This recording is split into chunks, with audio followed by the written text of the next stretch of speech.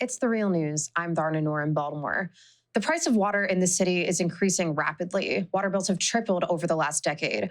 The City Council's Taxation, Finance, and Economic Development Committee had a hearing on Thursday to consider a proposal to make water more affordable. Access to water forms the foundation of everyday lives. Yet, we all know that families across our city struggle greatly to access affordable water and how to get answers when they have issues with their bills. Let me be clear. Water bills are the #1 complaint received by members of the Baltimore City Council.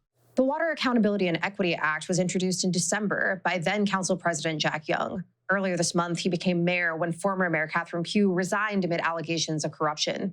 The bill is co-sponsored by every member of City Council. If passed, Young's bill will establish a water affordability program based on customers' level of income.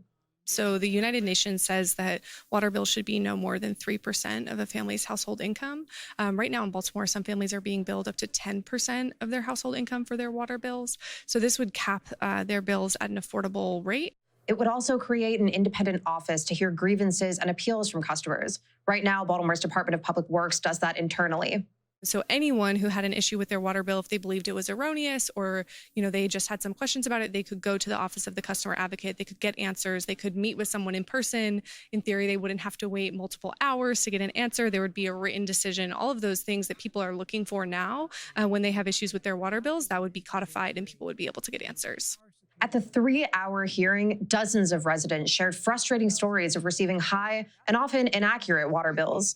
One was Kimberly Armstrong. In 2016, she lived alone and was rarely home, but she received a $1,400 water bill. She had difficulties with her dispute process, and then a year later, she saw a city official looking at her water meter. So she pulls the meter out of the ground and she shows it to me. And what she shows me is that my meter was not even working. Yes. The city's health department, housing department, and human services department all testified in support of the bill. But the finance department said they were concerned about the cost.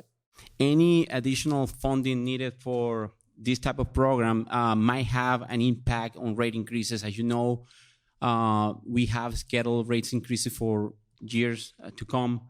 And we want to make sure that a program like this is funded with existing resources and doesn't stretch additional rate increases, which ultimately is going to affect residents.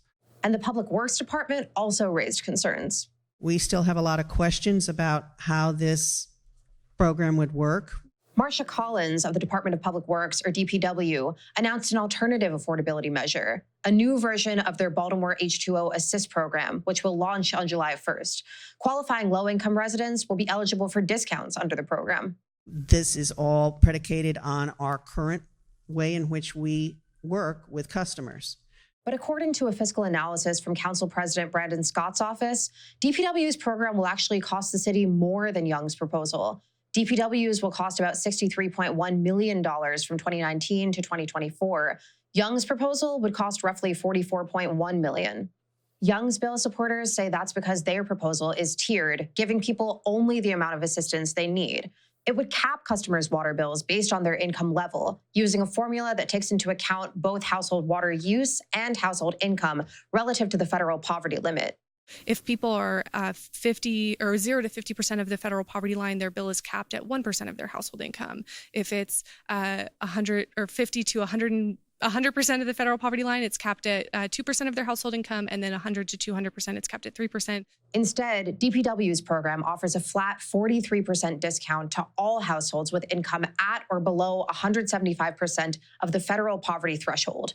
It will also have a plus program that would address those customers who are at 50% or less of the federal poverty level by giving them an additional $236 spread out over 12 months to help bring that percentage of income lower. But really, when you're just offering that flat discount, that 43% discount, you're not addressing the needs of people who are living at kind of the lower end of the low-income spectrum. So under their proposal, folks who make less than $10,000 a year for their household income would still be being billed 7% of their household income for their water bill. So it's really not an affordability program. It's a discount program, and it wouldn't really meet the needs of people who need it most. Another key issue, unlike Young's income-based water billing proposal, DPW's wouldn't apply to renters. unless they have their water bill in their name instead of the owner's, which is an extremely uncommon practice. We do know that we have issues, as has been clearly outlined, that we have customers who are premise-based and not directly with an individual, and that's what gives rise to the issue of trying to accommodate tenants, particularly those who are served by large master meters and maybe in large multifamily dwellings. More than half of Baltimore's residents are renters. Our system right now is attached to meter service, and that for us, we'd need to be able to comply with this particular legislation. We would need to be able to find a way in which to have that relationship that is based on a meter, how you then extend that to some other configuration that would be expanded to include the tenant. Even though Mayor Young introduced this proposal when he was council president, he now supports DPW's program. As a DPW spokesperson told the Baltimore Fishbowl, Young spoke at a press conference announcing its rollout on Wednesday, and also recently announced that the city's Environmental Control Board will create its own independent review process to handle customers' complaints of incorrect water bills. It's pretty clear from their tone that they are opposed to being legislated, and they want to create their own affordability program, create their own dispute resolution program. But I think they're not giving the bill a fair chance. The committee hearing ended without a vote. Committee Chair Sharon Glenn Middleton said they'll hold more meetings with city departments. And if they advance it, it will head to the council floor for a full vote. So stay tuned, and thanks for watching us on the Real News Network.